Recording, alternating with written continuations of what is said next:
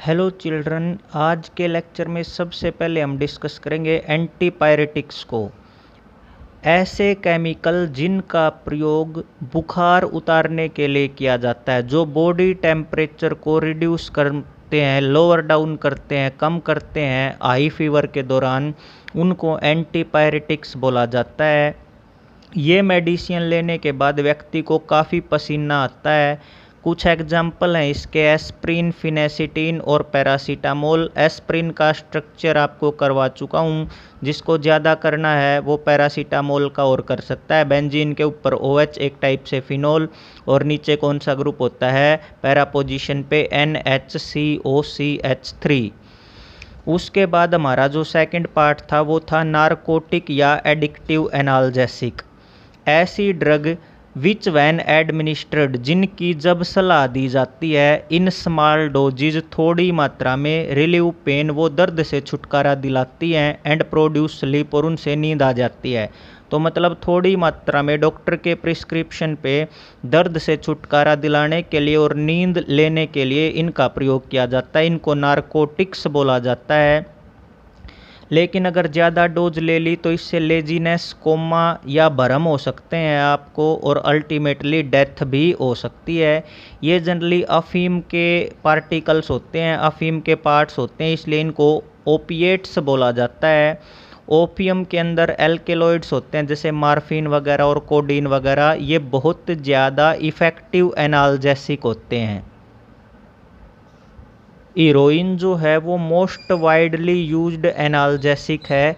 इनका main function क्या होता है? Relief of post operative pain, operation के बाद के दर्द को कम करना, कार्डियक पेन, हृदय के दर्द को कम करना, टर्मिनल कैंसर या चाइल्ड बर्थ के जो पेन होते हैं उसको कम करना। अगली टर्म आपकी रहेगी एंटी माइक्रोबियल्स। जैसे कि इसका नाम इंडिकेट कर रहा है, ऐसी ड्रग्स जो माइक्रोब्स के द्वारा फैलने वाली बीमारियों को ठीक करने के लिए यूज की जाती हैं, उन्हें एंटी माइक्रोबियल्स कहते हैं। एंटी माइक्रोबियल ड्रग्स जो हैं वो बैक्टीरिया, वायरस और फंगी से फैलने वाली बीमारियों के प्रति इफ़ेक्टिव होती हैं। इनमें सारी शामिल होती हैं, एंटी बैक्टीरियल भी, एंटी फंगल भी और एंटी वायरल भी। एंटीबैक्टीरियल की डिस्कवरी कैसे हुई थी? एक जर्मनी के बैक्टीरियोलॉजिस्ट थे, एहलिक। उन्होंने एक आइडिया आया था कि कुछ केमिकल जो इन्वेडिंग बैक्टीरिया को बुरी तरीके से अफेक्ट करते हैं लेकिन होस्ट को अफेक्ट नहीं करते, तो उसने कहा क्यों नहीं इनका प्रयोग बैक्टीरिया से फैलने वाली डिजीज़ के ट्रीटमेंट के लिए किया जाए। इस खोज के बाद सबसे पहले उन्होंने साइफिल का ट्रीटमेंट किया था। साइफिल एक सेक्सुअली ट्रांसमिटेड डिजीज़ है। इसके लिए उन्हें 1908 में नोबेल प्राइज़ भी मिला था। तो ये एक्स्ट्रा जानकारी आपको दे रखी है। जो कहता है पहला इफेक्टिव एंटीबैक्टीरियल एजेंट था वो था प्रोंटोसिल। उसका स्ट्रक्चर काफ़ी हद तक सल्वर्सन नामक केमिकल से मिलता जुलता है। यहाँ पे आपको सल्वर्सन का स्ट्रक्चर दिखाया गया है। No need to do this, इसको करने की आपको कोई आवश्यकता नहीं है। यहाँ से जो मैं दो टर्म बताऊंगा ये आप ज़रूर करें।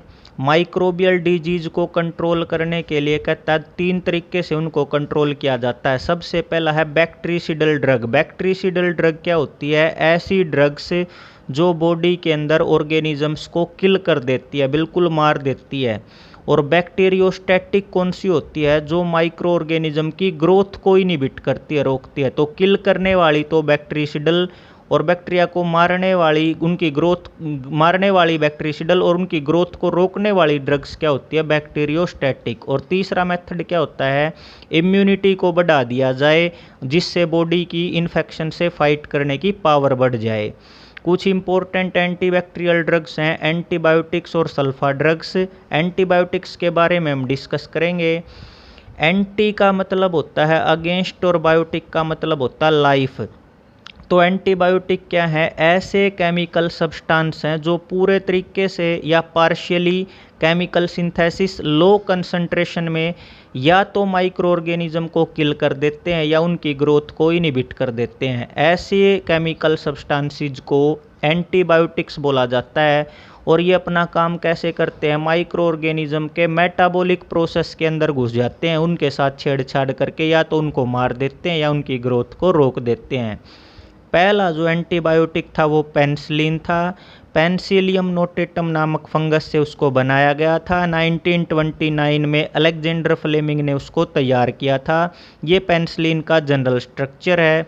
इंडिया में पेनिसिलिन जो है वो हिंदुस्तान एंटीबायोटिक्स में बनाया जाता है, जो पुणे के नज़दीक पिंपरी नामक जगह पे लगी हुई है, इंडियन ड्रग्स और फार्मास्यूटिकल्स ऋषिकेश के द्वारा। यहाँ पे आपको कुछ बैक्टीरिसिडल और बैक्टीरियोस्टैटिक ड्रग्स दिखाई गई हैं। पेनिसिलिन, अमाइनोग्लाइकोसाइड्स जैसे कि स्ट्रेप्टोमाइसिन है, ओफ्लोक्सासिन है, ये बैक्टीरिसिडल ड्रग्स में आते हैं। राइथ्रोमाइसिन, टेट्रासाइक्लिन और क्लोरोएम्फेनिकोल ये बैक्टीरियोस्टैटिक ड्रग्स के अंदर आते हैं। पेनिसिलिन जो है बहुत ज़्यादा इफेक्टिव ड्रग है pneumonia, bronchitis, sore throat, abscess और दूसरी इन्फेक्शियस डिजीज़ के लिए, जो बहुत सारे कोकी और कुछ ग्राम पॉजिटिव बैक्टीरिया से फैलती हैं। उसके बाद एक मोस्ट इम्पॉर्टेंट टर्म बनती है जो पूछी जाती है अक्सर एग्जाम में, ब्रॉड स्पेक्ट्रम एंटीबायोटिक्स क्या होते हैं। तो कहता कुछ एंटीबायोटिक ऐसे होते हैं जो माइक्रो ऑर्गेनिजम्स की पूरी रेंज के ऊपर अटैक कर देते हैं, फुल रेंज ऑफ बैक्टीरिया और other microorganisms that are attacked by certain antibiotic. तो वो एंटीबायोटिक क्या कहलाते हैं, ब्रॉड स्पेक्ट्रम एंटीबायोटिक्स। ये चाहे ग्राम पॉजिटिव बैक्टीरिया है चाहे ग्राम नेगेटिव बैक्टीरिया, सभी को ख़त्म कर देते हैं। तो इनको बोला जाता है ब्रॉड स्पेक्ट्रम एंटीबायोटिक्स। और कुछ एंटीबायोटिक्स जो केवल सिंगल ऑर्गेनिज्म के ऊपर अफेक्ट करते हैं, बीमारी फैलाने वाले एक ऑर्गेनिज्म को रोकते हैं, उनको बोला जाता है limited spectrum antibiotics. Tetracycline, vancomycin और ओफ्लॉक्सासिन ये ब्रॉड स्पेक्ट्रम एंटीबायोटिक्स हैं। क्लोरोएम्फेनिकोल जो है वो एक और ब्रॉड स्पेक्ट्रम एंटीबायोटिक है जो टाइफाइड के दौरान यूज किया जाता है। क्लोरोएम्फेनिकोल को आप टाइफाइड, डाइसेंट्री, पेचिश, तेज बुखार या कुछ यूरिनरी इन्फेक्शन, ब्रेन की बीमारी, मेनिंजिटिस या निमोनिया के दौरान भी आप इसका इस्तेमाल कर सकते हैं। अब हम थोड़ी सी जानकारी लेते हैं सल्फा ड्रग्स के बारे में। सल्फा ड्रग्स क्या है? सल्फा ड्रग्स एक ऐसा ग्रुप है ड्रग्स का जो सल्फेनिलेमाइड के डेरिवेटिव होते हैं। ये सल्फेनिलेमाइड का स्ट्रक्चर है, बेंजीन के एक साइड NH2 दूसरी साइड SO2 NH2। इसके डेरिवेटिव्स को क्या बोला जाता है? Sulfa drugs. इनकी गुड एंटीबैक्टीरियल पावर होती है। इनको काफ़ी हद तक यूज किया जाता है कौन सी डिजीज़ के लिए? डिप्थीरिया, डाइसेंट्री और TB, यानी कि जो कोकस के इन्फेक्शन के कारण फैलने वाली बीमारियां हैं, उनके ट्रीटमेंट में सल्फा ड्रग्स को यूज किया जाता है। एक और मोस्ट इम्पॉर्टेंट टर्म है बेटा जो अक्सर एग्जाम में पूछी जाती है, एंटीसेप्टिक्स और डिसइंफेक्टेंट से आप क्या समझते हैं? एंटीसेप्टिक्स ऐसे केमिकल सब्सटेंस होते हैं जो माइक्रो ऑर्गेनिज्म की ग्रोथ को रोकते हैं और यहाँ तक कि उन्हें मार भी सकते हैं। इनको लिविंग टिश्यू के ऊपर अप्लाई किया जा सकता है, सेफ है। जनरली इनको वाउंड्स पे, कट्स पे, अल्सर पे या स्किन सरफेस जहाँ पे बीमारी है वहाँ पे आप लगा सकते हो क्रीम की फॉर्म में, एंटीसेप्टिक क्रीम जैसे कि फ्यूरासिन होती है या फिर और क्रीम आती हैं, सोफ्रामाइसिन है।